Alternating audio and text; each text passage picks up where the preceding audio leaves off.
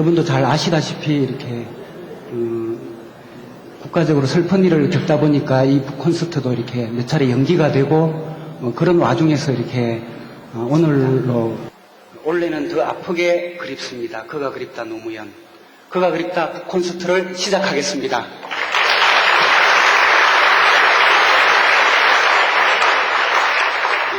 그리고 원래는 이게 엄밀하게 하면 북콘서트가 돼야 되는데 콘서트는 되지 못하고 이렇게 준비된 걸 못하게 되기 때문에 동영상만 잠시 보도록 하겠습니다. 먼저 이제 작가분들을 이렇게 소개해드리기 전에 노무현 대통령 관련한 동영상을 잠시 보도록 하시겠습니다.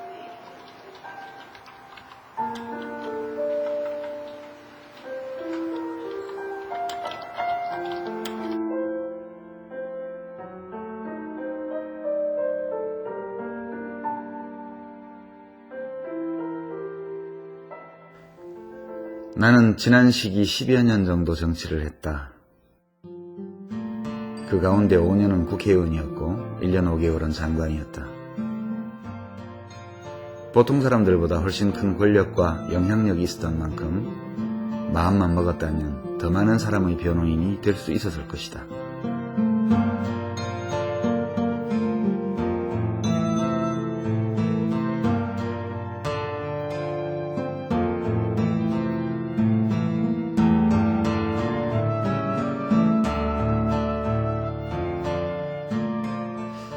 하지만 돌이켜보면 그렇게 하지 못했다는 자책이 마음을 때린다.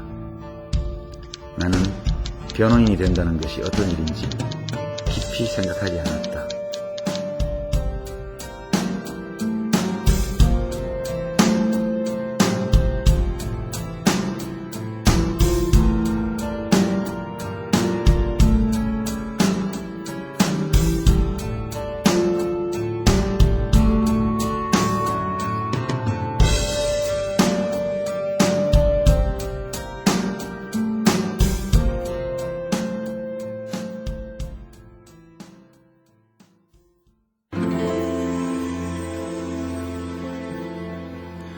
그대 그리워 창을 열면 꽃바람 불어와요. 지난 밤 새벽비 다녀가고 그 흔적에 꽃잎은 졌어도 그대 고운 일 바람에 섞여 흐르는 눈물 같은 고운일.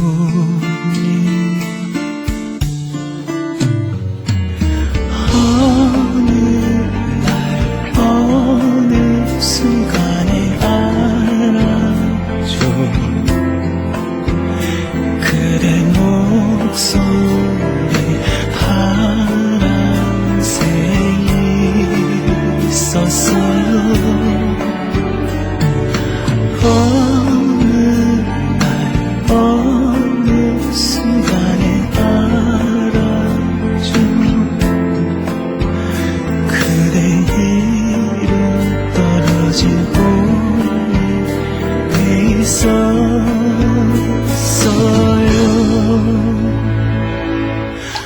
5월에 창밖에는 꽃바람 불고 파랑새 불어요.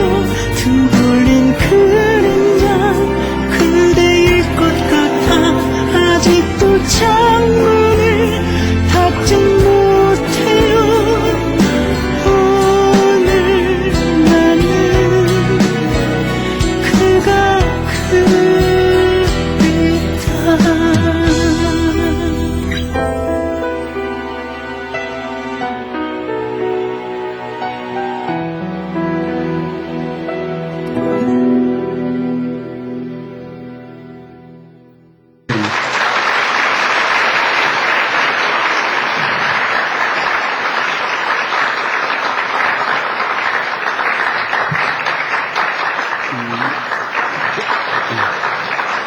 그리고 역시 베스트셀러 작가이신 유시민 선생님을 모십니다.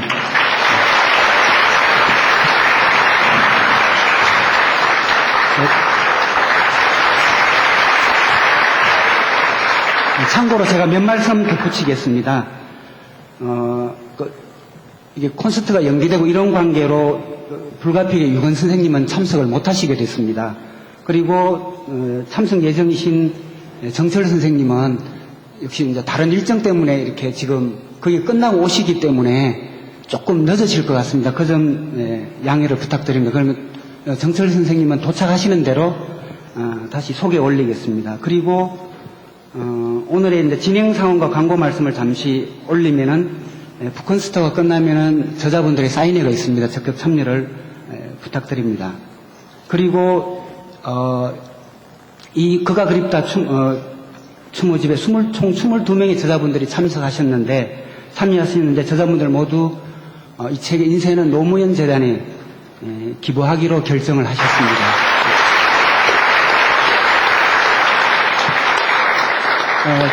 네, 그래서 1차 6월 10일경 지금까지 판매된 금액 인쇄가 아마 노무현 재단에 기부될 예정입니다. 그리고 또한 이 인쇄 기부를 할 수 있게 만들어주신 여러분이 계셨기 때문에 또 인쇄 기부가 가능합니다. 그래서 여러분 스스로 우리 자신을 위해서 박수 한번 부탁드립니다. 감사합니다. 그래서 이 책이 많은 인쇄가 기부될 수 있도록 많은 홍보를 부탁드립니다. 죄송합니다. 네. 그러면은 오늘의 북콘서트를 시작을 하겠습니다. 유신희 선생님 마이크를 좀 받아주십시오. 예, 여러분 반갑습니다.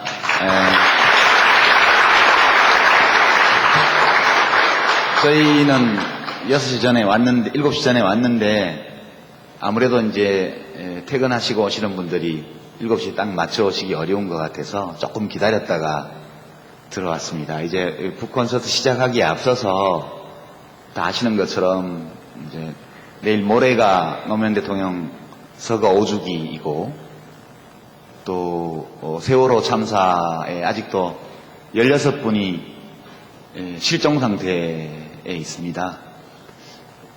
그래서 행사 시작에 앞서서 일어나시는데 불편함이 없으신 분들은 일어나시고 불편하신 분들은 그대로 앉으신 채로 잠시 세월호 희생자들의 명복을 빌고 아직 실종 상태에 계신 분들의 귀환을 기원하고 노 대통령을 기리는 묵념을 잠시 하고 시작하겠습니다.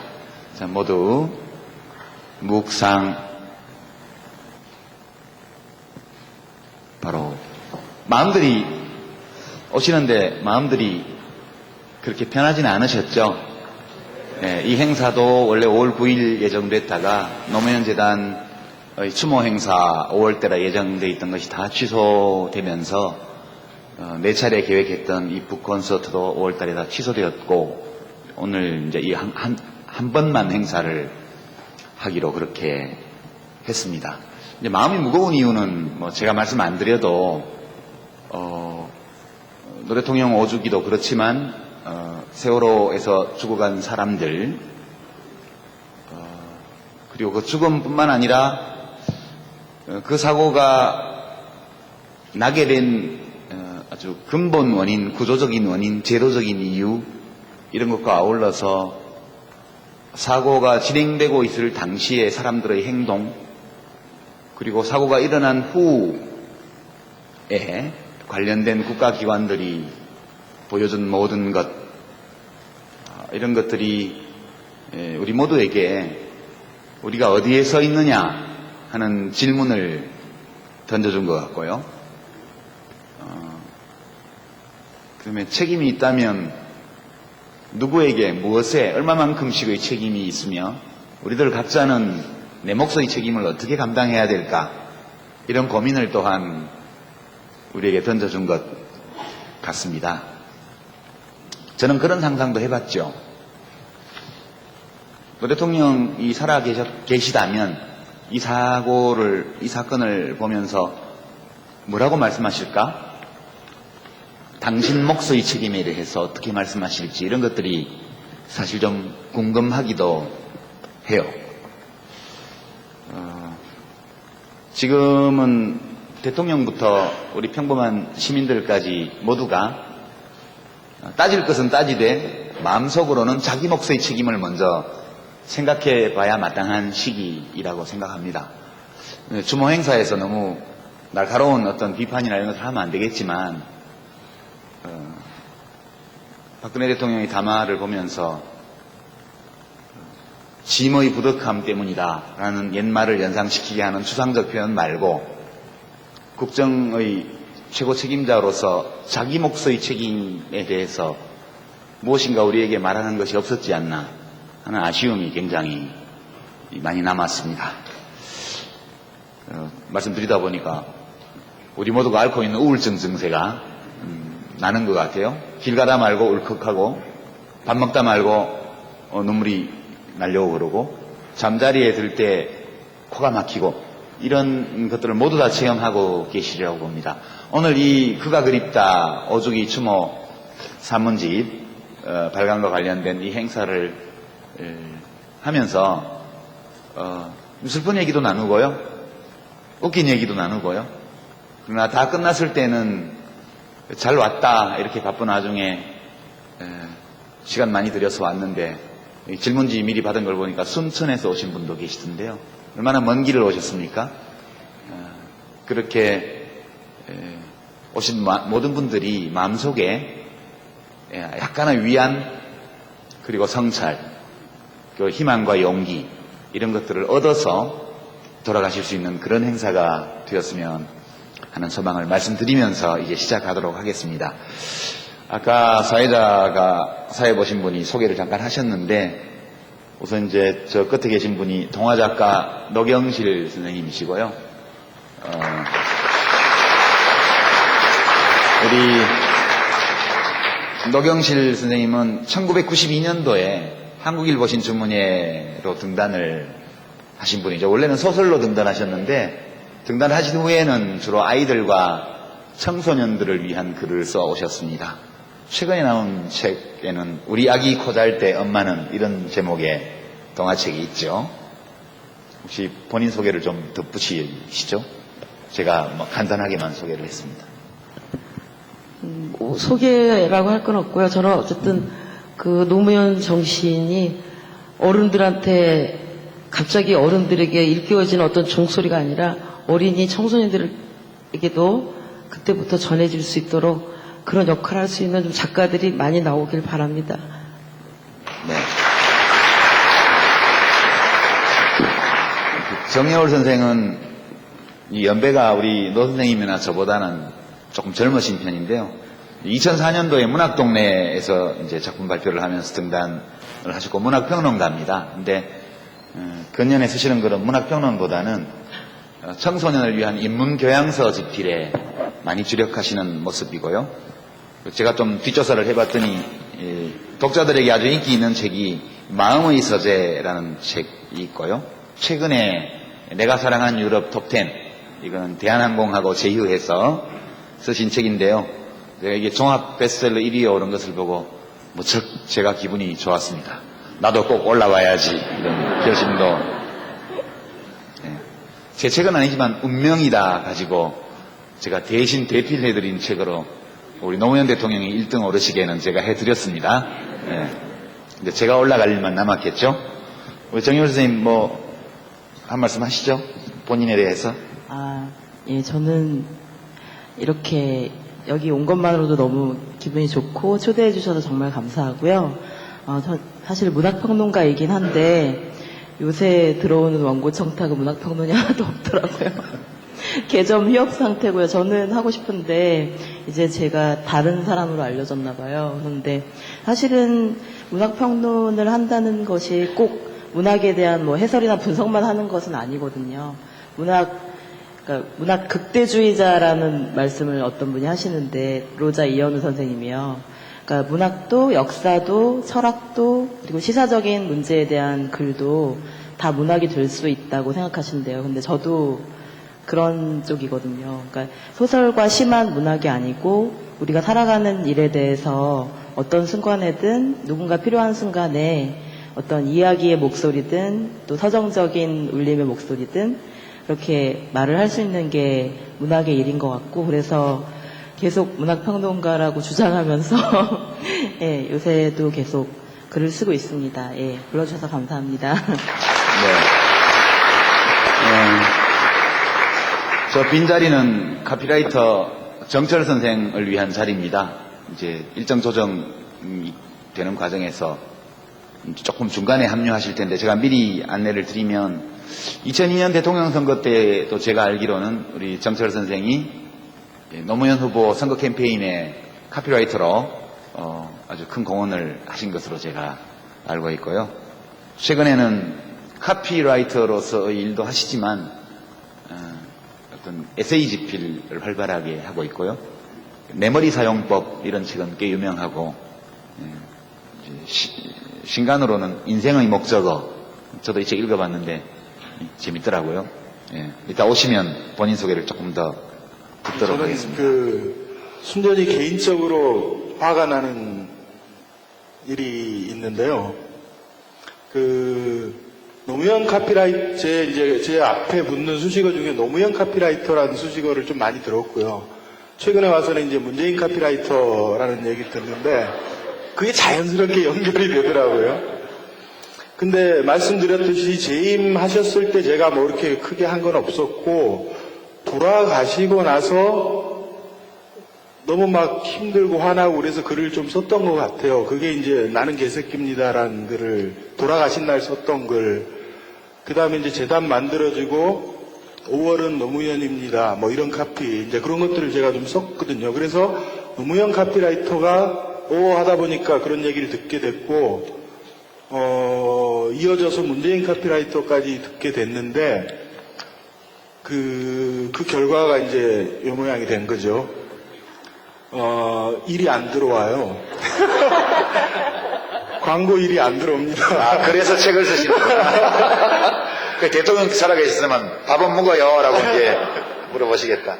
예, 뭐 최근에는 또 이제 가끔씩 강연 같은 걸 하는데, 강연이 픽스가 되고 나서 강연 2, 3일 전에 취소 통보가 오는 경우도 생기고, 정말 화가 납니다. 각오하고 한 일인데요. 화가 나는 건 어쩔 수 없죠. 예, 화가 납니다. 화낼만 합니다. 네, 우리 장영호 선생님. 이 얘기를 하면 제가 좀 저의 무지에 대한 부끄러움이 먼저 생각이 나는데, 그러니까 두 가지 이야기인데요. 하나는 노무현 대통령님이 저를 분노하게 하신 적이 한 번 있었고, 두 번째는 이제 다른 사람들이 노무현 대통령님을 괴롭혀서 분노했던 일이 사실 많긴 한데 두 가지만 얘기해 드려야 될 것 같아요. 근데 첫 번째는 제가 정말 뭘 몰랐을 때, 지금도 잘 모르긴 하지만, 그러니까 노무현 대통령님은 저한테 최초로 이렇게 응석 부리고 싶은 대통령이었던 것 같아요. 왜냐하면 예전 대통령님들은 좀 어렵고 무섭거나 남의 얘기는 잘 안 들어주실 것 같은 그런 이미지였거든요. 그런데 노 대통령님이 딱 당선되고 나니까 저 같은 사람도, 그러니까 정치에 대해서 잘 모르고 민주주의에 대해서 아무것도 제대로 한 일이 없는 사람이라도 말씀하시면 들어줄 것 같더라고요. 그래서 직접적으로 이렇게 정말로 제 소원을 이루어주실 수는 없더라도 제 말을 들어주실 것 같았어요. 그런데 이제 가서 막 얘기하고 이럴 수는 없지만 마음속으로 계속 막 응원과 요구와 각종, 그러니까 거의 도깨비 왕마이처럼 이 정도는 해주시지 않을까 이런 기대가 너무 컸던 거예요. 그런 상황에서 김선율 사건이 터졌던 거죠. 그래서 저는 노무현 대통령이니까 당연히 구해주시겠지 이렇게 생각을 했던 거예요. 철이 없었던 거죠. 근데 그때는 전 또 20대였고 어렸으니까, 그러니까 국가는 백성을 보호해줘야 하는 의무가 있다고 생각했고, 그리고 어떤 예외 상황이라든가 외교적인 상황이라든가 국가는 테러범과 절대 협상해서는 안 된다는 규칙도 몰랐던 때이기 때문에, 자세히는 몰랐기 때문에, 그러니까 그냥 김선일 씨한테 너무 감정이입이 됐던 거예요. 그래서 내가 저기 갔어도 나는 죽었겠구나 그런 생각이 드니까 너무 슬프고 너무 화가 났던 거예요. 그래서 제가 노래방을 원래 잘 안 가는데 노래방에서 밤새 노래를 불렀던 생각이 나요. 어떻게 할 수가 없으니까. 근데 이제 시간이 지나고 나서 그런 어쩔 수 없는 상황에 있다는 걸 이해하게 된 거죠. 근데 이제 나중에 이 두 번째 에피소드는 이제 노무현 대통령님을 때문에 우리가 분노하게 된 그 이유인데 정말 많겠지만 제가 한참 서거하신 이후에 한참 시간이 지나서 친구들이랑 얘기를 했어요. 아니 나는 사실 잘 이해가 안 된다. 왜 그렇게 미워서 못 견뎠을까? 그 청와대에 계신 분들이 노무현 대통령이 뭘 잘못했길래 그렇게 괴롭혔을까를 사실은 잘 이해가 안 된다고 솔직하게 얘기를 했어요. 친구들한테. 그랬더니 그 친구가 너무나 당연하다는 듯이 그러는 거예요. 전직 대통령이 아직 살아있는데, 게다가 너무나 젊은 대통령이었는데 지금도 뭐든지 할 수 있을 것 같은데 그렇게 국민들이, 백성들이 뭐 매주 찾아가서 인사하고 나와서 노래 좀 불러달라고 하고 놀아달라고 하고 이러는데 다 해주시고 그렇게 사랑을 받는데 안 무섭겠냐고 그러는 거예요. 그러니까 결국은 백성들한테 사랑받는 게 그렇게 죄냐고요. 그래서 그럼 백성들한테 사랑을 받았기 때문에 그렇게 미운 털이 박혔구나. 그래서 없는 죄도 막 날조해서 그렇게 사람을 괴롭혔구나. 이런 생각을 하니까 너무 화가 나서 막 잠도 안 오고 그때 온갖 막 설들이 난무했잖아요. 그래서 근데 마키아벨리가 예전에 그런 얘기 한 적 있었잖아요. 효과적인, 그러니까 뭐랄까요, 힘 있는 지도자는 사랑받는 지도자보다는 두려움을 느끼게 하는 지도자가 정치가로서는 훨씬 효과적이라고 그런 얘기를 한 적이 있었는데 저는 노무현 대통령은 반대였던 것 같아요. 너무나 사랑받아서 그 사랑이 그들을 두렵게 했던 거죠. 그래서 우리에게는 최초로 두려움 없이 사랑할 수 있는 대통령이었는데 좋은 사람도 대통령이 될 수 있다는 걸 보여주신 분이었는데 그런 생각을 하니까 너무 사랑받는 게 뭐가 그렇게 죄인지 그런 생각을 하니까 지금도 많이 화가 나고요. 근데 이 화를 그냥 화만으로 가지고 있으면 안 될 것 같아요. 이 분노를 우리가 뭐 투표만이 아니라 여러 가지 우리의 권리를 행사할 수 있을 때가 있잖아요. 그래서 꼭 좋은 사람을 못 뽑더라도 가장 나쁜 놈들을 떨어뜨리는 것이 선거이기도 하잖아요. 예. 어쨌든 제일 나쁜 놈들을 떨어뜨려야 된다고 생각을 해요. 그래서 우리가 그거라도 일단은 해야 될 것 같고, 그리고 아까 유시민 선생님도 말씀하셨는데 이제 세월호 사건 때문에 정말 저도 그런 생각 많이 했거든요. 아이들을 위해서 해준 게 없구나, 제가. 그런 생각을 많이 해서 그 아이들을 위해서 우리가 무엇을 할 것인지, 우리가 정말 예전에도 그런 얘기 하셨는데 어른들이 만든 부정부패의 수렁 속에 아이들이 빠져 죽었다는 말씀하셔서 제가 집에 가서 한참 울었거든요. 근데 그 생각을 하니까 우리가 그냥 정치가 아니더라도 일상 속에서 할 수 있는 일들이 있을 것 같아요. 그냥 가서 분양만 하고 오는 것이 아니라 모두가 각자의 위치에서 우리 사회를 조금이라도 따뜻하게 만들 수 있는 그런 일들을 찾을 수 있을 것 같아요. 그래서 이 분노를 그런 긍정적인 창조적인 힘으로 바꿨으면 좋겠습니다. 네. 이제 제 차례인데 저는 사실 이제 우리 대통령님이 청와대에 계신 5년 내내 거의 화난 상태로 제가 살았다는 거 여러분 기억하실 겁니다. 맨날 백분 토론 나와서 싸우고 무슨 SBS 나가서 싸우고 하루가 멀다 하고 나가서 쌈질하는 걸로 제가 세월을 거의 다 보낸 것 같아요. 실제로 돌이켜보면 저는 화난 상태였던 것 같아요. 늘. 왜냐하면 너무 많은 부당한 공격이 일상적으로 가해졌기 때문에, 또 대통령이 그렇게 부당한 공격을 당하고 있는데 청와대 참모들이 나서서 하면 또 그 사람 자르라고 또 그 사람이 공격을 받아요. 그 200만 수석이라든가 이런 분들 그렇게 해서 이제 쫓겨난 거잖아요. 그리고 장관도 김두관 장관 같은 경우 아무 잘못도 없이 이제 해임결의안 한나라당에서 해서 쫓아냈고요. 그러니까 늘 언론의 공격 말을 하기도 없고, 그래서 늘 이제 이거 가지고 그래도 싸우는 게 내 일이다 이렇게 생각하고 저는 싸웠던 것 같아요. 정치 대통령 임기 끝나면 그만하면 되지. 그렇게 생각하고 실제로 5년간 제가 정치를 했었는데, 그럼에도 불구하고 수많은 일들이 있었지만 제일 분한 거, 지금도 너무너무 분해요. 그게 저는 진짜 분해요. 이것은 공분이기도 하고 사적인 분노기도 한데요. 이제 노무현 대통령이 스스로 목숨을 끊으셨지만 죽인 거라고 저는 생각해요.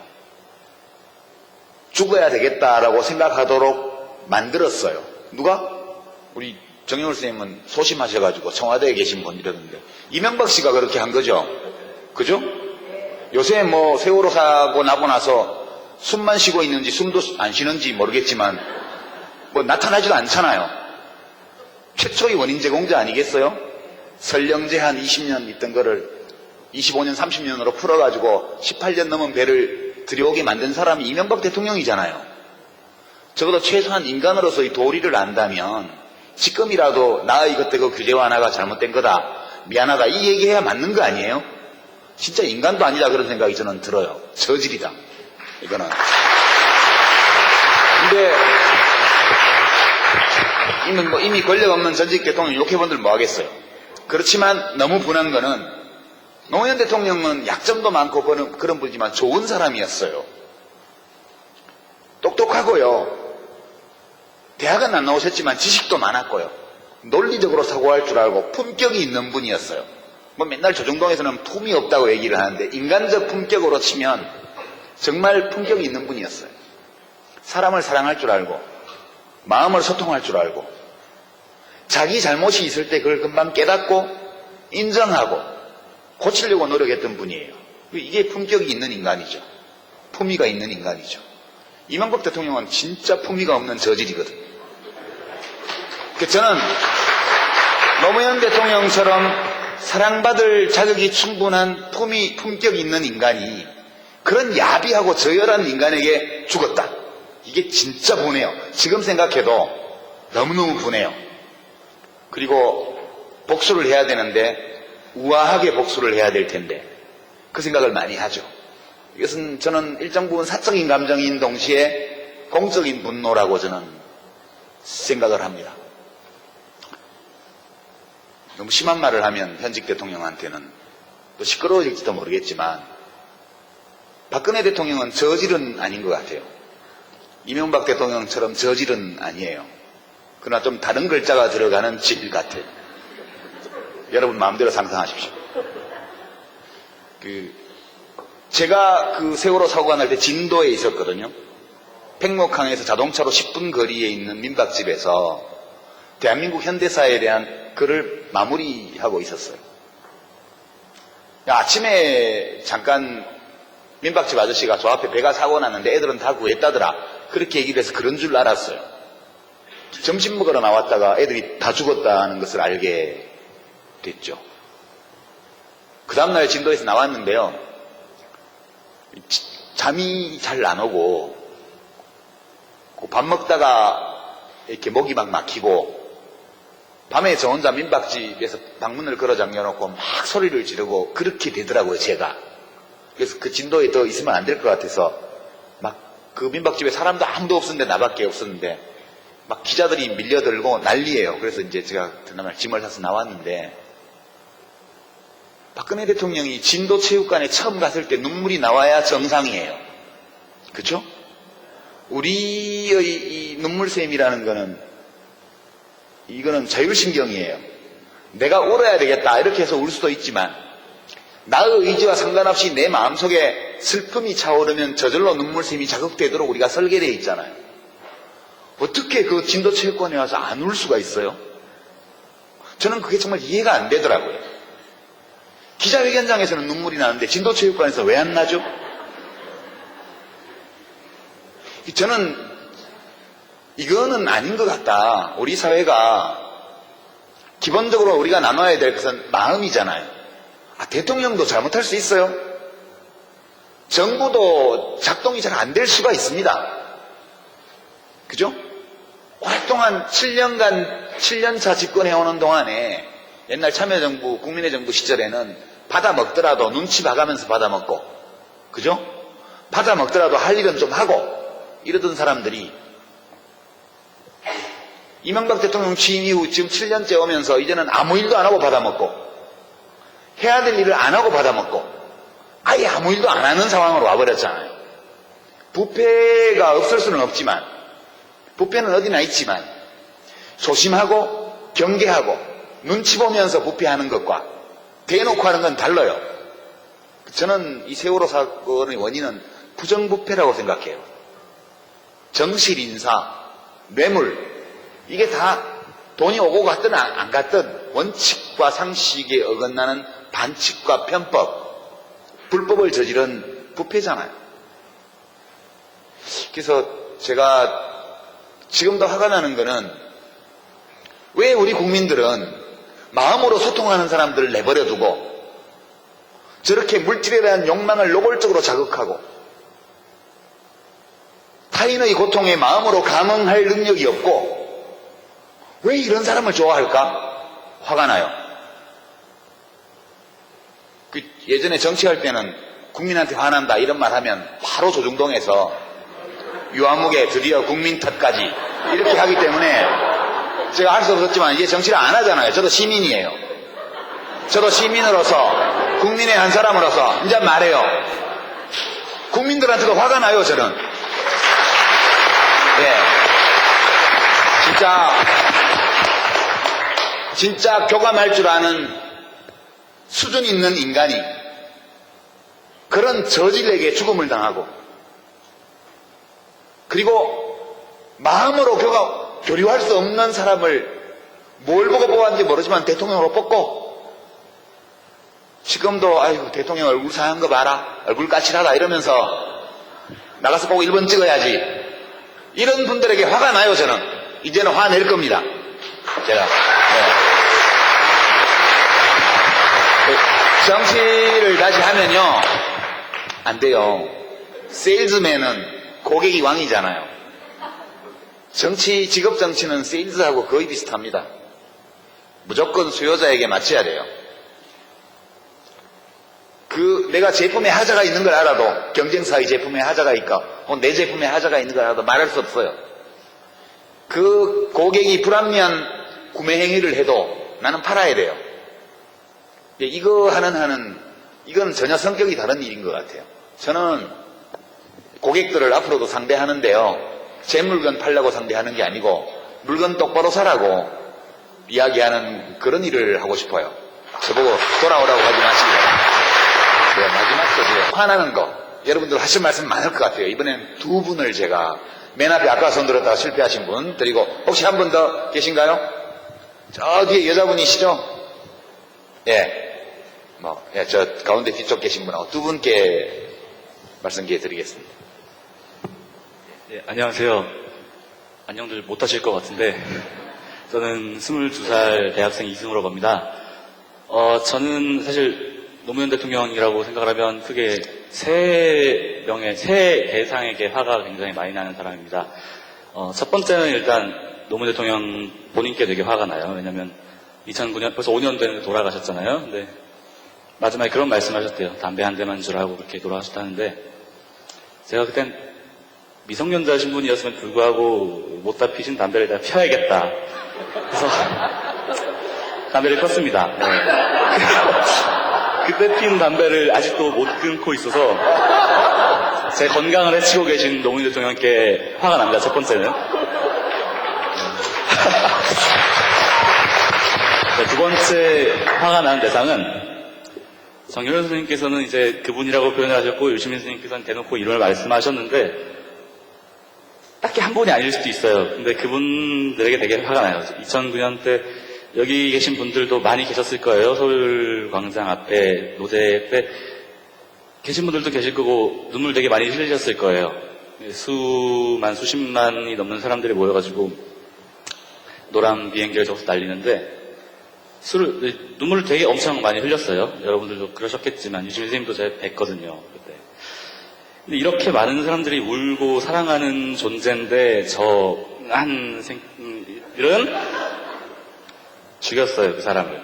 이렇게 많은 사람들의 사랑을 받는데 그래서 저는 대놓고 욕은 못 하겠는데 어르신들도 계셔가지고 되게 적나라한 욕은 안 하겠습니다. 이런 MB랄 네, 세 번째 화가 나는 대상들은 이것도 유시민 선생님께서 말씀해 주신 거지만 저는 국민들에게 되게 화가 납니다. 2012년 대선 때 제가 정치는 투표는 이제 최악을 피해서 차악을 선택하는 거라고 많은 분들이 말씀하시잖아요. 그래서 최악을 피했으면 좋겠어서 투표율이 올라가면은 이제 최악을 피할 수 있다고 하더라고요. 제가 원래 집이 광주입니다. 전라도 광주요. 그래서 투표 동료를 해보겠다고 피켓을 만들어가지고 전국을 돌았어요. 그리고 이제 부산 어디쯤에서는 이제 영감님들께 우산으로 뒤지게 맞기도 하고요. 이제 경북 안동쯤에서 찜닭 먹다가 피켓 보신 어르신이 화가 나셔가지고 저한테 찜닭 던지실 적이 있는데요. 찜닭으로 맞으니까 기분 되게 즐거웠습니다. 네.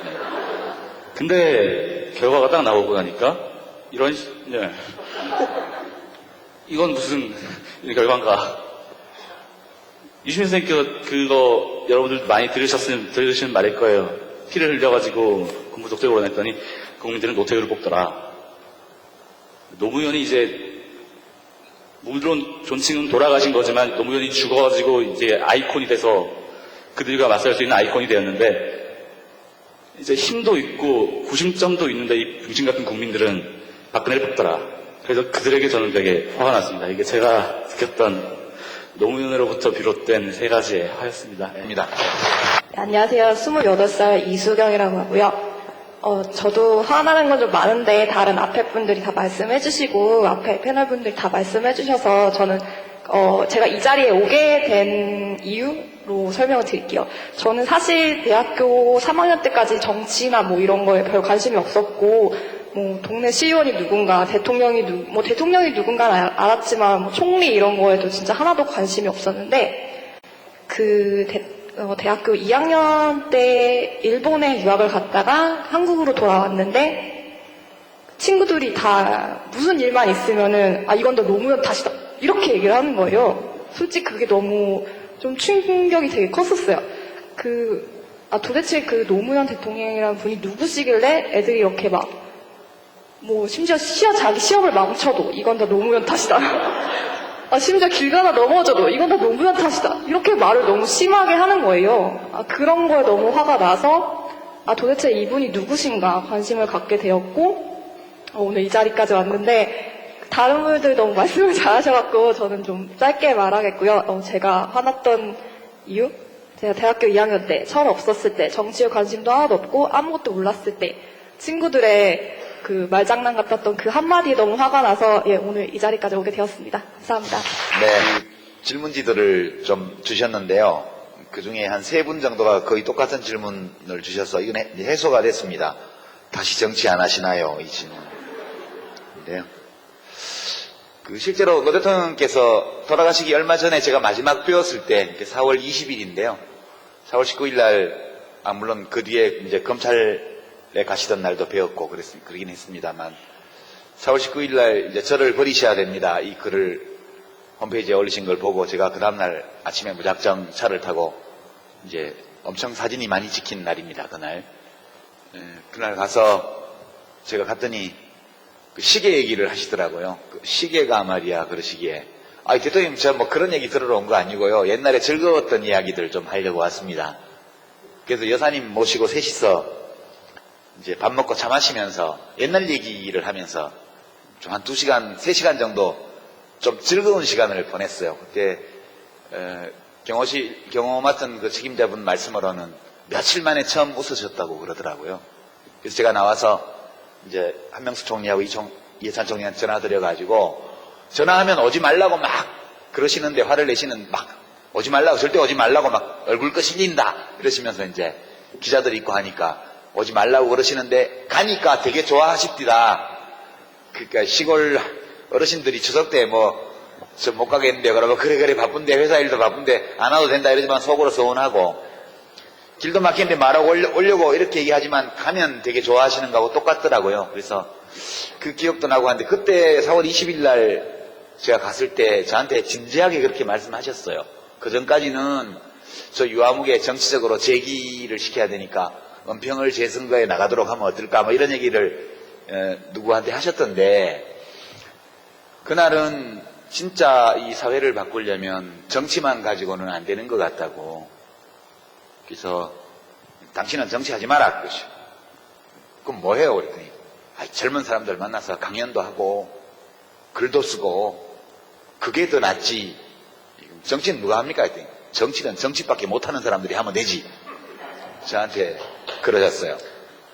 그래서 저는 그날은 그냥 하신 말씀이 아니고 정말 진지하게 저한테 말씀을 하셨는데 그 뒤에 저는 정치를 하려고 그랬죠 또. 예. 근데 잘 안 되더라고요. 역시 대통령님 판단이 말 들을 걸 괜히 했다 제가 그 생각했고요. 그 이 세 분 질문 주신 분 중에는 해화동에 대통령님 옛날에 사시던 댁이요. 그 해화동 연립 저도 거기 몇 번 갔었는데 그 옆집에 사시던 성전자님께서 오셔서 옛날 일 이렇게 적어주시고 마음이 많이 아프셨다고 그렇게 주셨습니다. 다른 질문들은 다른 분들이 좀 답변하셔도 될 것 같은데요. 20년 후에는 교과서에서 노무현 대통령님이 어떤 평가를 받으실지 궁금합니다. 어떨까요? 뭐 예언을 해주실 분이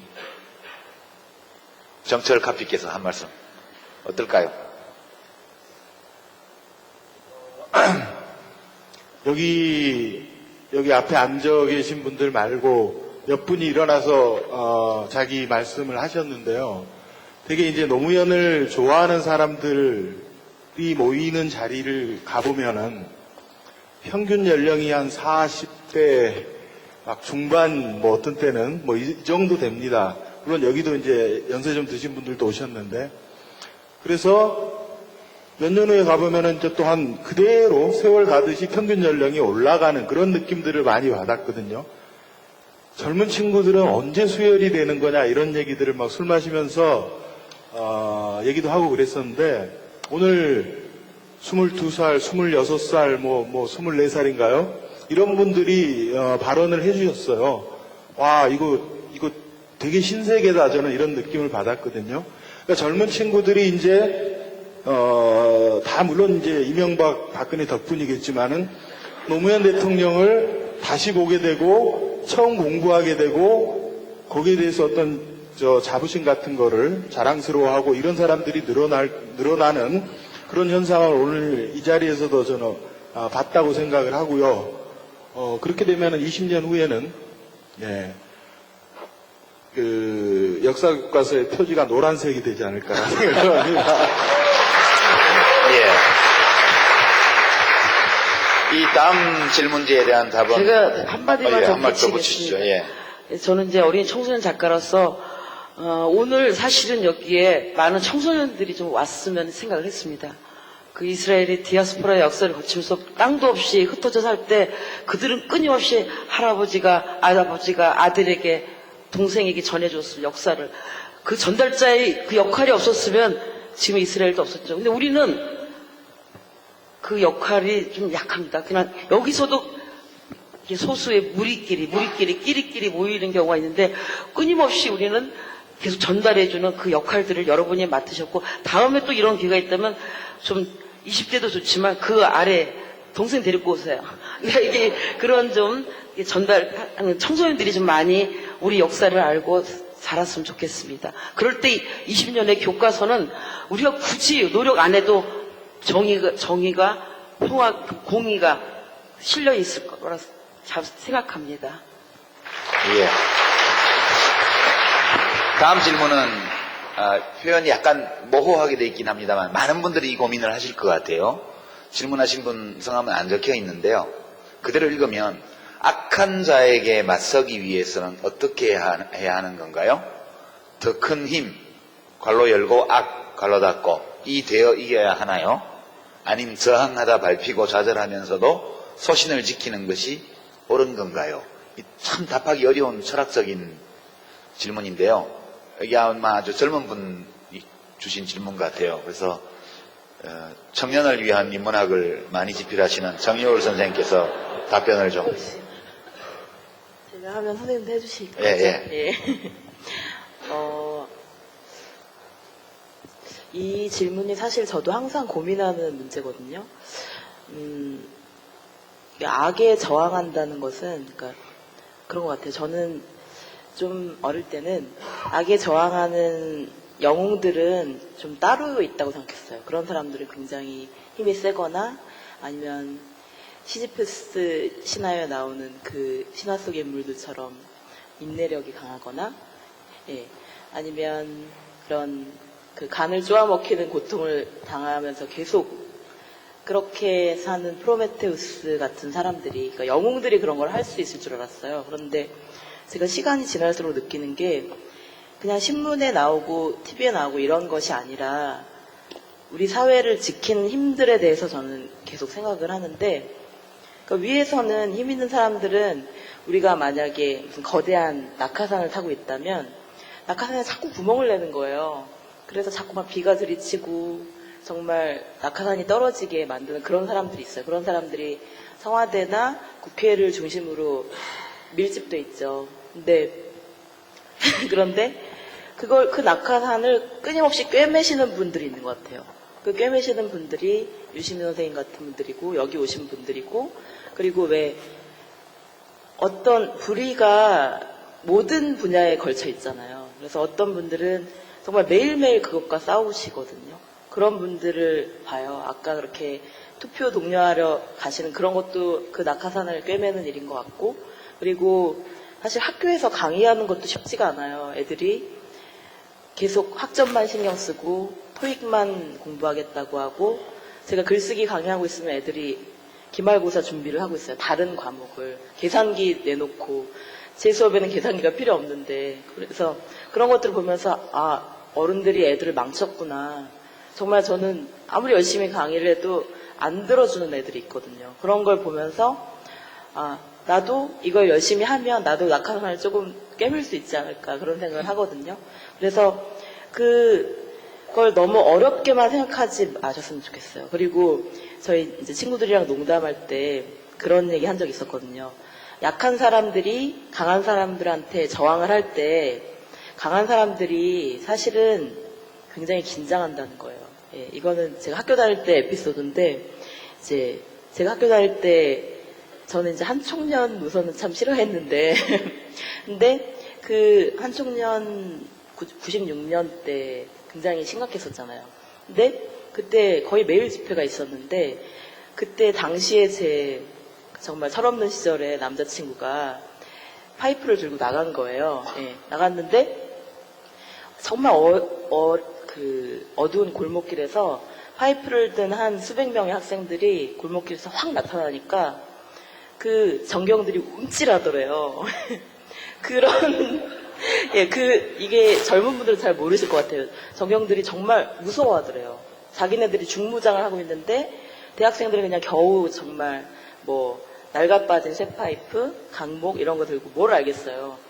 선배가 시켜서 온 애들도 있겠죠. 근데 그냥 딱 들고 나타나니까 처음으로 자기가 태어나서 자기가 가진 힘을 느꼈다는 거예요. 그 철없는 남자친구가. 그래서 금방 헤어지긴 했는데.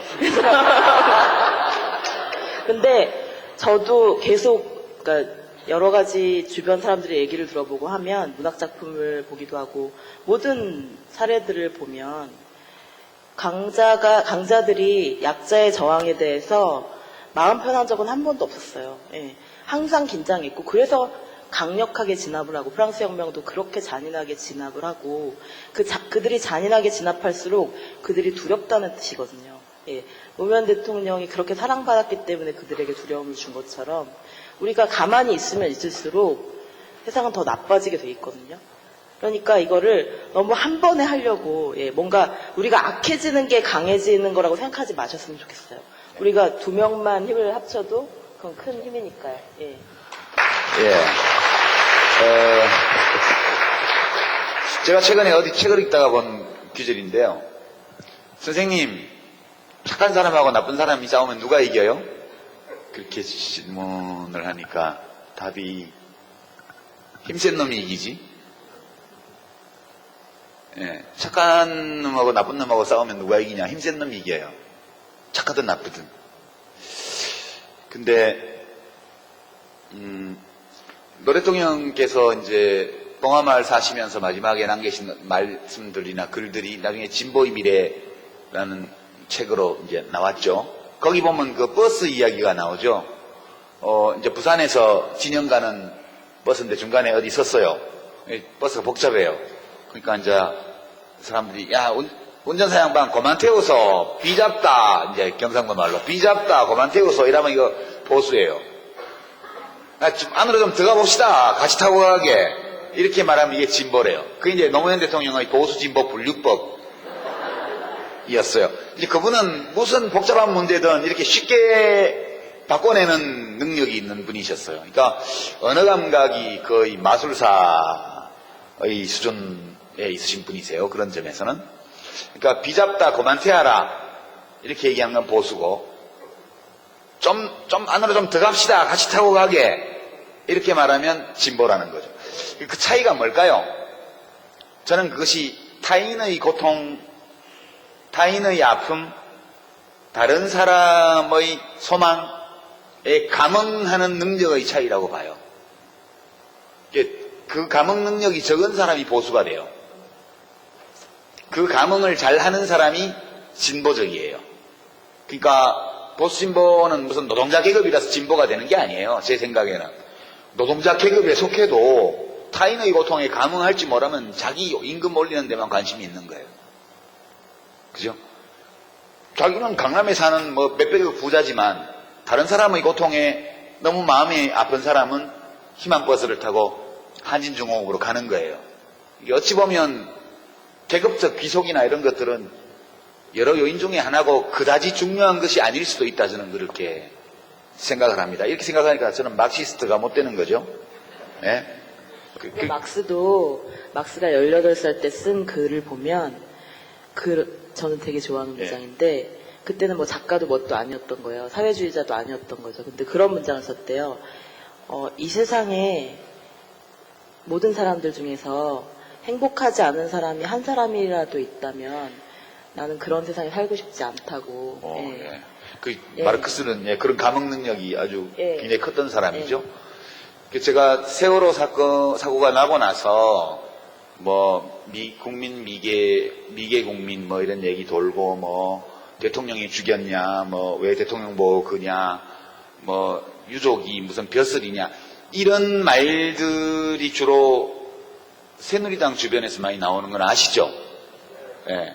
그러니까 저게 뭐냐 이래서 이제 어떤 분이 평하기를 이 싸움은 진보와 보수의 싸움이 아니고 인간 대 짐승의 싸움이다, 그렇게 얘기하는 걸 제가 어디서 봤는데요. 짐승은 좀 과장된 거죠. 그러니까 이제 정확하게 표현하면 타인의 고통에 감응할 줄 아는 인간과 타인의 고통에 감응하는 능력이 극히 약하거나 그런 능력이 없는, 전문 용어로 따옴표 치고 사이코패스 혹은 소시오패스와의 싸움이라는 거예요. 그러니까 이 타인의 고통에 감응하는 능력이 전적으로 결여되고 공격적 성향이 있으면 연쇄살인범이 되잖아요. 그런 분들 중에서 나오잖아요, 연쇄살인범이. 그러니까 저는 그렇게 생각해요. 지금 이 질문 주신 분이 무엇 때문에 고민하시는지 알겠는데, 사회를 바꾸는 힘은 악해져서 나오는 게 아니에요. 악하면 사회를 못 바꿔요. 그리고 악해져야 힘을 키울 수 있는 것도 아니라고 봐요. 진짜 큰 힘, 우리 대한민국을 이만큼의 민주주의라도 이루어지는 나라로 만든 힘이라는 것은 그 자체로서는 작지만, 약하지만 선한 마음들이 수백만 수천만이 모여서 이 변화를 만들어낸 거기 때문에요. 우리는 착한 가운데 힘이 세져야 된다, 저는 그렇게 생각을 합니다. 질문지 중에 하나만 더 하고 이제 여러분들 혹시 하실 말씀 있는 분들 드리고 맺도록 하겠습니다. 이 순천서 오신 분이 주신 질문이라서 제가 답을 안 해드리면 차비가 안 빠질 것 같아서 저보고 이제 조지 오웰 아시죠? 본인과 조지 오웰을 비교할 때 공통점이 뭐라고 생각하시는지요? 예, 진짜 날카롭게 보셨는데요. 저는 조지 오웰의 글을 읽으면 굉장히 감정이입이 잘 돼요. 특히 유명한 글보다 이제 위근부두 가는 길 같은 책에 묶여 있는 르포 이런 것들을 보면 제가 꼭 조지 오웰 된 것 같은 그런 느낌이 들어요. 뭐 조지 오웰을 잘 알지는 못하지만 이런 글을 글을 이렇게 써봐야 되겠다. 그런 느낌을 평소에 제가 갖고 있다. 이런 말씀 드리면서 여러분도 읽기 쉬운 글은 아니지만 르뽀들은 그래도 읽을만 하거든요. 예, 여러분도 기회 되시면 소설 말고 이 오웰이 쓴 르뽀 같은 거를 한번 읽어보시면 교양 향상에 큰 도움이 되실 것이다. 그렇게 말씀을 드립니다. 이제 혹시 이제 마무리 인사 이렇게 조금씩 드릴 테니까요. 여기 온 김에 이 말은 하고 가야 되겠다. 이런 분 두세 분만 제가 한 분 또 계신가요? 두 분만 드리겠습니다. 간단한 자기소개와 더불어 뭐든 말씀 주십시오. 예, 저는 40대 후반입니다. 일어서서 말씀하시면 다른 분들이 더 잘 보실 것 같아요. 40대 후반이고요. 지금은 슬픔의 도시가 되어버린 안산에 살고 있습니다.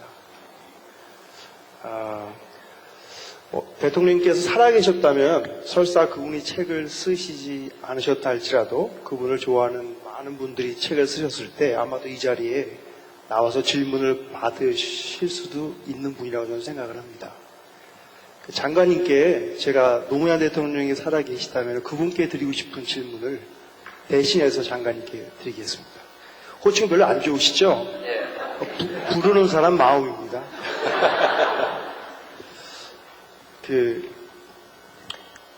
그 당신께서는 서울대를 나오셨잖아요. 또 정치의 길을 걸으셨잖아요. 더군다나 태생은 경상도이십니다. 절대로 비판하는 거 아닙니다. 비판해도 됩니다. 아닙니다. 절대로 비판하는 생각 추호도 없습니다. 제가 생각하기에 대한민국 최상위 기득권층에 들어갈 수 있는 세 가지 조건을 다 갖췄다고 생각합니다. 대통령께서는 하나만 받으셨어요. 대학을 못 나오셨습니까? 근데 왜 그 최상위 기득권층으로 들어갈 수 있는 그 좋은 길을 버리고 왜 좁은 길, 가시밭길을 걸으려고 결정을 하셨습니까?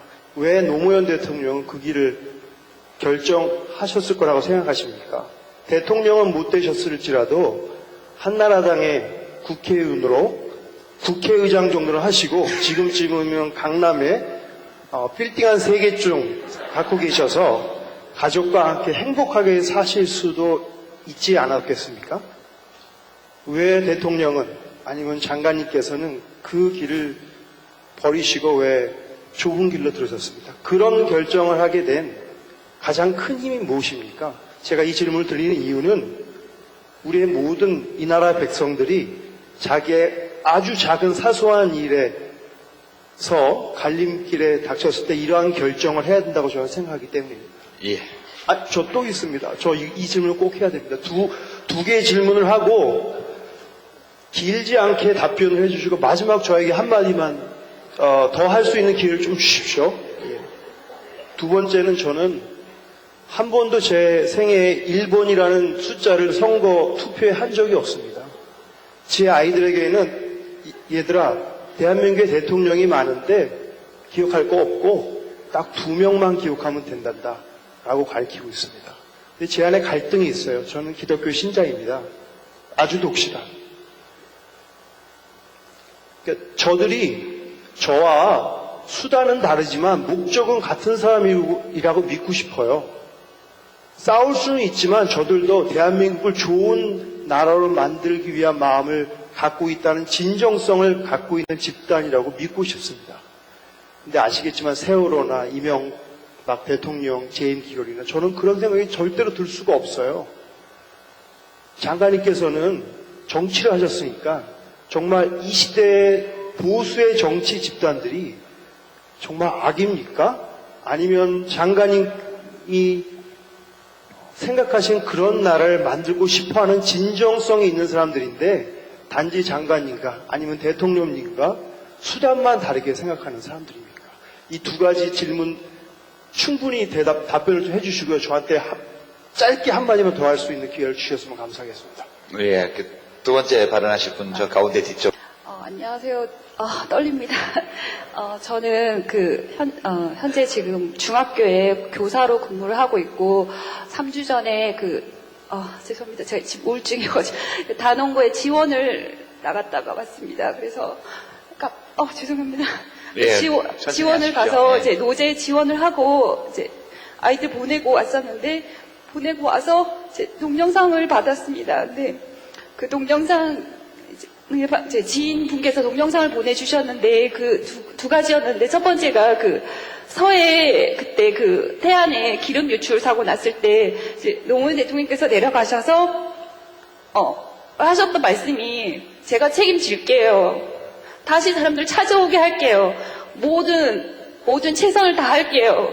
라고 말씀하셨고 그 이후의 행보를 보면 실제로 그렇게 하셨습니다. 그리고 한 가지 더는 YTN의 그 돌발 영상이라는 거에 보면 뭐 노무현 정답 맞추기라는 영상이 있습니다. 거기서 그 해양경찰청장이었던 걸로 기억이 되는데 그분에게 지금 기름 유출됐는데 어떻게 할 거냐라고 물으셨고 뭐 계속 뭐 조류가 어쩌고 뭐 어쩌고 계속 얘기를 하시고 나중에는 뭐 비용이 어쩌고 이렇게 얘기를 하시는 순간에 이제 노무현 대통령께서 참다 이제 화를 벌컥 내시면서 그건 그게 무슨 말입니까? 그래서 그건 나중 문제고 비용은 나중에 이렇게 뭐 그 재판에서 하면 되는 거고 뭐 한 겹 치해서 안 되면 두 겹 치고 두 겹 쳐서 안 되면 세 겹 치고 뭐 중국이든 일본이든 어디 가서든 기구 다 가져와서 다시 다 그 방제 작업 완전히 해서 다시 할 수 있게 해 놓을 수 있겠습니까? 그리고 마지막에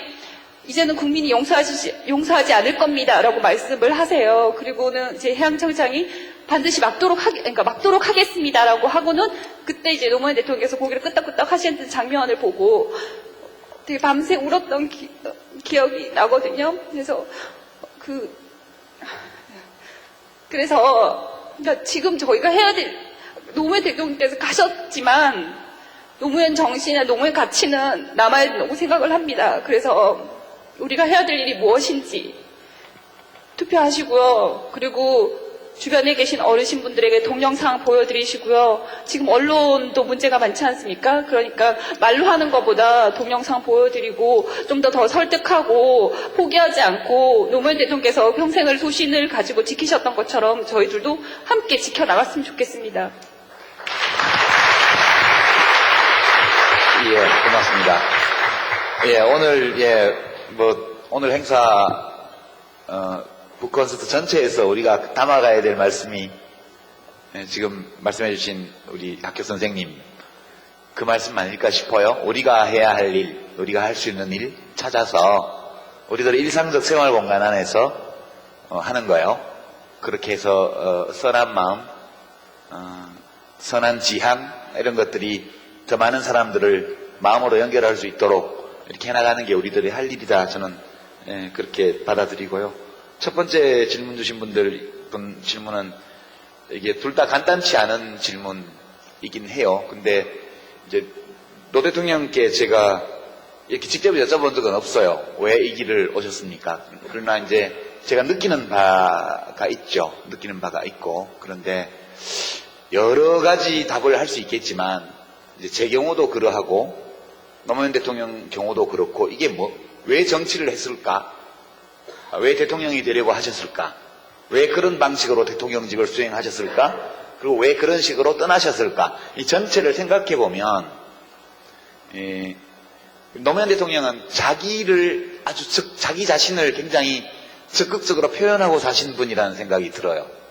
이게 이제 자아실현이라는 말이 자기 자신의 가능성, 자기의 개성, 그리고 자기의 지향, 그러면 내가 도달할 수 있는 가장 높은 곳까지 도달하려는 의지, 이런 것들이 이제 자아거든요. 노무현 대통령은 이제 속된 표현으로 하면 야심이 이만저만한 분이 아니셨어요. 그 야심이 내가 대통령이 돼야 되겠다. 이거는 그렇게 큰 야심이 아니에요. 그분의 야심은 반칙하지 않고도 이길 수 있다는 것을 보여주겠다. 그런 거예요. 그거는 대통령이 되는 것보다 훨씬 어려워요. 대통령이 되는 것을 목표로 삼으면 그냥 반칙을 해서라도 하면 되죠. 그렇지만 대통령이 되는 것이 목표가 아니고 반칙하지 않고도 이길 수 있다는 증거가 되고 싶다. 이렇게 되면 이 야심은 정말 대단한 거거든요. 그래서 저는 이제 노 대통령이 야심이 굉장히 큰 분이었다. 그리고 그런 큰 야심을 내면에 가지고 있는 그분의 그분의 인격적 자아라는 것은 굉장히 독특한 면이 있었던 것이고, 그 점이 보통의 우리들과 좀 다른 점이 아니었을까, 그렇게 생각하고, 닮고 싶어도 닮으려고 노력은 할 수 있는데 꼭 닮기는 어려운 분인 것 같다, 이분은. 예, 그런 생각이에요. 그리고 이 목표는 사실 꼭 대통령이 됨으로써만 이룰 수 있는 것은 아니고, 우리가 일하고 있는 모든 공간에서 정직하게 반칙하지 않고 살아도 성공할 수 있다는 걸 보여줄 수 있는 방법은 참 다양하게 많은 것 같아요. 그래서 저는 우리가 대통령과 비슷한 야망을 품어도 되지 않나? 그런 생각도 한편으로 하고요. 제가 정치를 한 거는 사실은 이제 저는 경상도 출신이고 서울대를 나왔고, 그런데 그게 다 싫어요, 문화적으로. 옛날에 프랑스 대혁명기 미국 독립전쟁 때 라파에트라는 프랑스 귀족이 있었는데, 그 사람은 미국까지 배 타고 건너와가지고 독립전쟁 하는데 미국 편을 들고 그랬죠. 근데 라파에트가 왜 미국 독립전쟁에 가담했을까? 이제 이거에 대해서 여러 가지 분석이 있는데, 어떤 학자가 분석하기로는 그 당시 유행하던 춤을 출 줄 몰라서, 그러니까 귀부인들이 살롱에 왔다 갔다 하면서 노는 게 체질에 안 맞아서 이제 전쟁터로 갔다는 거죠. 그런 면이 좀 있는 것 같아요. 저는 사실 너무 화가 나서 그때 정치를 했고요. 솔직히 노무현 후보 시절에 그렇게 사람들이 가볍게 여기고 업신여기고 이렇게 하는 걸 보면서 진짜 분통이 터져가지고 했고요. 저는 그분을 꽤 오랫동안 알아왔지만, 제가 서울대를 비롯한 이른바 명문대 운동권에서 직접 겪어보았던 그 어떤 분들보다 뛰어난 분이셨어요. 저는 능력 있는 사람을 좋아해요. 제가 사실 특성이 똑똑한 사람 좋아하고요, 능력이 있는 사람을 좋아하고, 의지가 강한 사람 좋아하고, 걸출한 어떤 사람을 흠모하는 경향이 저한테 있어요.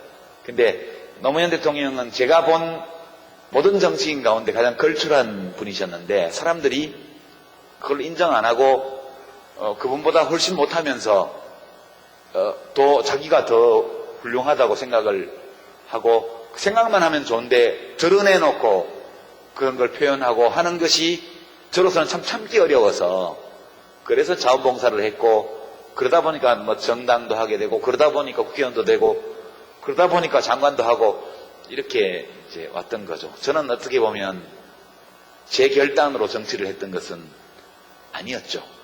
그런 거고, 그렇습니다. 그리고 저는 노 대통령님보다 글을 잘 쓰거든요. 정치는 잘 못하지만. 그렇게 말씀드리고, 그러니까 노무현 대통령의 모든 삶과 죽음은 그 노무현이라는 자연인의 자기 표현이었다. 저는 그렇게 생각합니다. 그 다음에 두 번째, 이제 소위 새누리당 보수 세력, 현재 집권 세력, 이분들도 진짜 애국심이 있냐? 그죠? 진짜 나라를 위해서 일하려고 하냐? 그냥 말만 그렇게 하고 실제로는 자기 이익만 누리려고 하나? 덕담을 해줄 수 있으면 좋겠는데요. 그분들도 그런 좋은 의도를 갖고 있어, 이렇게 말씀해드릴 수 있으면 참 좋겠는데, 제가 겪어본 바로는 도저히 양심상 그렇게 말 못하겠습니다. 옛날 정치할 때 같으면 그렇게 말할 거예요. 저도 점수를 따야 되기 때문에. 근데 솔직히 제가 국회 안에서 안팎에서 겪어본 걸로는 악한 점이 있어요. 악한 점이. 근데 이 악한 점이 원래부터 타고난 어떤 사악함을 내면에 갖고 있다기보다는 그냥 생각이 없는 거예요. 이게 한나 아렌트가 이야기한 악의 평범성 또는 비속성이라는 건데요. 세월호 희생자의 유가족 입장에 서보지 않기 때문에 미개국민 발언이 나오는 거거든요. 그러니까 악의 평범성이라는 것은 그 바날러티라고 영어로 쓰는 그게 우리는 평범성으로 해석을 하는데, 제 판단에는 비속성이라고 말하는 게 더 표현하는 게 맞는 것 같아요. 그러니까 내가 저 사람 입장에서 생각을 안 해보는 거예요. 그게 한나 아렌트가 예루살렘의 아이히만이라고 하는 책에 쓴 개념인데요. 그 사람이 나치의 학살 명령을 그대로 집행한 책임자, 수용소 책임자인데 뭐라고 주장했냐면 나는 그냥 국가의 명령에 따라서 애국심에서 지시대로 나의 직분에 따라서 내가 할 일을 했다. 그렇게만 주장하죠. 그건 정직한 태도고 그럴 수도 있어요. 그러나 역지사지를 전혀 안 해본 거죠. 그러니까 이 생각 없음을 한나 아렌트는 악이라고 그랬거든요. 제가 이제 새누리당이나 최근 이 세월호 사태를 둘러싸고 온갖 이해할 수 없는 말들을 내뱉는 사람들을 볼 때 그분들이 마음속에서 어떤 절대 악을 갖고 있기 때문이 아니고 이 생각 없음이라는 이 악의 비속성, 이 무엇인지를 제일 잘 보여주고 있다고 저는 보는 거예요. 생각하지 않으면 악에 빠지게 돼요. 생각하지 않으면 악에 물들게 돼요. 생각이 없으면 악을 저지르게 돼요. 악에 가담하게 돼요. 악이라는 것은 특별한 무엇으로 존재한다기보다는 우리들 각자의 내면에도 일정 부분 있을 수밖에 없는 어떤 요소다. 저는 그렇게 생각합니다. 진짜 생각이 없어요. 제가 볼 때는. 예. 제가 마지막으로 짧게 한 말씀 꼭 드리고 싶다고 말씀하시고 이제 맺도록 하겠습니다. 네. 그 노무현 대통령 돌아가실 때 진짜 엄청 울었습니다. 그때 흘린 눈물보다 한 방울 정도 덜 눈물을 흘렸던 때가 있었어요. 그때가 당신께서 정계 은퇴를 예.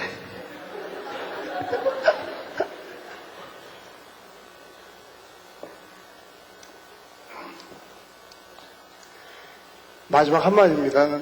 당신이 대통령이 된 나라에 살고 싶어요. 예. 감사합니다. 이제 세 분이 잠깐 오늘 소감만 말씀하시고 이제 노래 부르면서 이제 맺도록 하겠습니다. 시간도 많이 됐고 예정보다. 우리 정철 선생부터 북콘서트 소감. 늦게 와서 이렇게 분위기 파악도 못하고 앉아서 몇 마디 했는데요. 저는 이제부터 벌써 5년이 됐는데 이제부터 우리가 해야 될 일은 복수라고 생각을 합니다. 복수를 아주 길고 긴 복수를 해야 되는데 그게 아까 말한 생각 없음의 악을 우리도 그러면 더 큰 악을 이렇게 해서 쟤네들이 이길 것인가는 아닌 것 같고요. 악해지면은 안 되고 독해지는 거는 괜찮을 것 같아요. 그러니까 아까 싸우기 위해서 나도 악해진다가 아니라 내 자리에서 조금씩만 더 독해지면은 그 복수를 할 수 있는 그 길이 보일 거라고 생각을 합니다. 같이 복수합시다. 노경철 선. 이제 울지 마세요. 더 이상 울지 마시고 아까 제가 얘기한 대로 이제 우리가 눈물을 닦아주는 사람이 되고 끊임없이 우리가 주위에 내 가족에게 이웃에게 어린 우리 밑에 아이들에게 전화주는 역사의 증언자들이 되시기 바랍니다.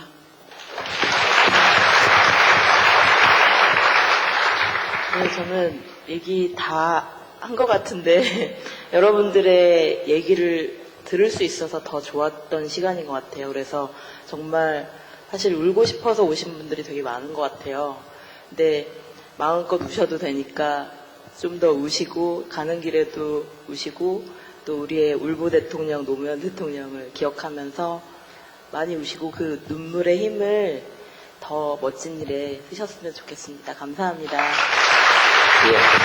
세 분 수고하셨습니다. 여러분들도 이 바쁜 와중에 오늘 북콘서트 오셔서 괜찮았어요? 뭐가 마음속에 남을지는 모르겠지만 그래도 각자 한두 개씩은 좋은 시간이었어. 힘을 내야지. 씩씩한 얼굴로 씩씩한 걸음걸이로 새로운 하루를 시작해야겠다. 이런 느낌으로 돌아가실 수 있다면 오늘 우리 모두에게 이 시간이 헛되지 않은 시간이 아니었나 그렇게 생각을 합니다. 자, 여러분 오늘 만나 뵈어서 정말 반가웠습니다.